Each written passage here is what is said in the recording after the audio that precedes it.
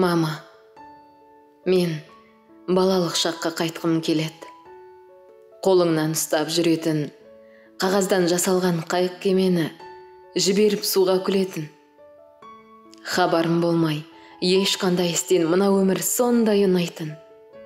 Жүрекке емес, тізеге түскен жарадан ғана жылайтын. Тағдырың жайлы білмей түңілмей, көбелек қуып ойнаған, түндерде ешбір ойға берілмей, ұйқыға тыныш бойлаған.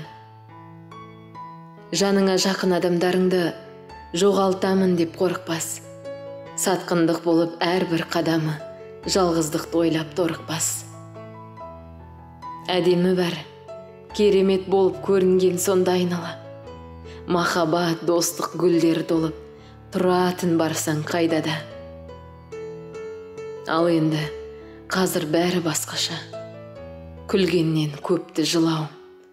Бала кездегі тасқа сүрініп, арман боп қалды құлауым.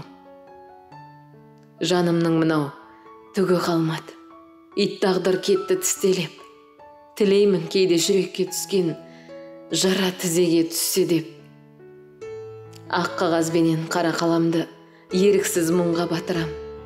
Жұлдызды түнде өлең жазам да, ұйқысыз таңды атырам.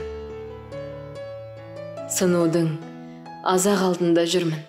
Сабыр күшімді бекемдеп, ақымақ басым неге армандадым, тезірек өссем екен деп. Мына өмірдің еріксіз ғана уақыт ырғына бағындым. Апаршы мені өткенге, мама. Балалық шақты сағындым.